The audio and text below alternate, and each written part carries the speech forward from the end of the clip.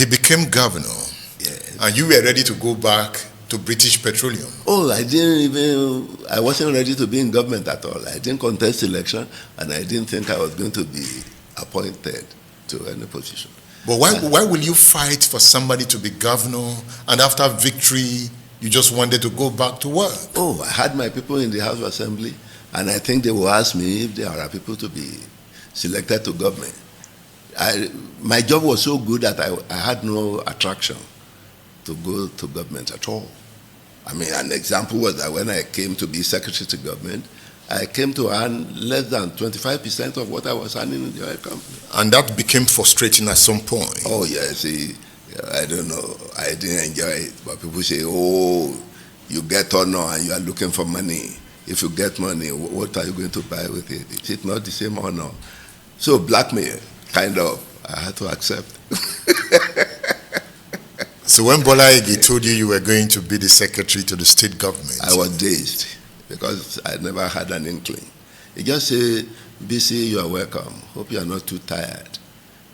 You have been appointed secretary to government. Will you start tomorrow morning?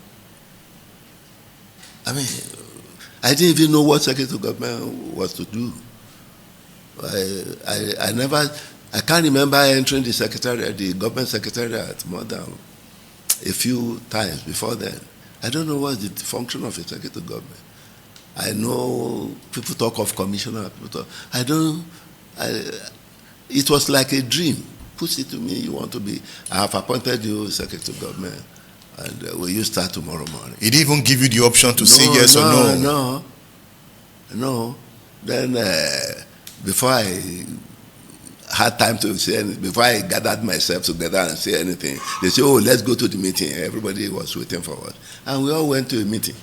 And after the prayer, they just announced the secretary of government had been appointed. Everybody was jubilating, congratulating me. And I said, what's happening? Like a house of madness. I can't understand what was happening. So my head was just spinning. By this time, you'd not even told your wife. I have not ever told my employer.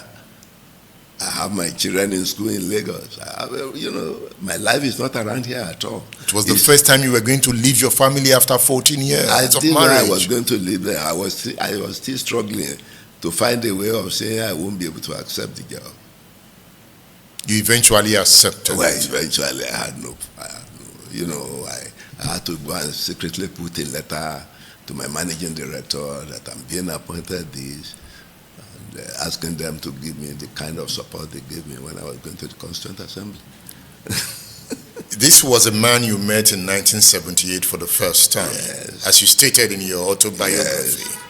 And by 1979, he was handing a responsibility to you that was overwhelming. Yes. Did you ever ask him why he picked you? Honestly, I didn't, but in 1994, he was presiding over a wedding at which he announced that he was asked to pick me by Chief Bola. By Chief Bola? Yes, I didn't know what Bola saw. You know, you've had a meeting with Awolowo before that election. Yes, I had the initial meeting, and I was meeting him at party meetings and so on, and sometimes at party job, I was member of some committees and so on. You became a critical member of the Bola Ige cabinet. Yes. You became a Bola Ige man. Because I trusted him and I loved him. You loved him. I loved him. I know that's people who appreciated that. Why did you love him? He's a leader. Maybe in my own way of assessing a leader, he is an absolute leader. Bola Ige will be angry with you, and you are angry back, and you argue, and by the time you see your point of argument, he surrenders. Let me give you an example. We were to appoint the Owa of Elisha. We go to a meeting. The argument was that no, it should be one Bepo, and if you put it to vote, it will be Bepo. So one day, Bola Ige just called me to a room and said, why are you after this Bepo? Do you think Ijisha land, with all that kind of educated people, will prefer Beppo with very little education to others with, then we say that's the person we like. And after talking to me and letting me see the enormity of what the responsibility of an hour would be and the kind of education that it will involve, I saw a sense. And I said, oh, this man had a reason why he was adjourning. We adjourned the meeting about 5-6 times before we arrived at Aromalara. Interesting. Because Beppo was a politician. He was a leader of UPN in Nigeria. And that's the only thing in our brain that, this is one of our own. He must be the Oyo of Indonesia. But the way Bola was thinking was that, Ijapu, are a big lot, and that they should have very well-educated people in their leadership. So he was intellectually engaging. Yes. Was a deep thinker. That's the kind of thing I like him. He will engage you. He won't order you, go and do it. That's the way I want it. Some of us won't even agree. Some of you won't agree? Oh, no. Like me, I will resign. You even wrote a resignation letter? Oh, yeah, I did once. I won't agree. But you need to convince me. You can't hear me. It's not a correct job like they do now. The governor just call a commissioner and say, go and steal for me, and he will go and steal. Like they do now? Like they do now. But like he didn't do that? No, he won't do that. He will be ready to argue with you. And when you show him, Mr. Governor, this is not right. This is the way to do it. With empathy, he will agree with you and say, okay, that's the way we should do it. No, when you submitted your resignation letter, the way he came to you and asked, Bisi, what's going on? What have I done wrong? What gave rise to this? I was disarmed.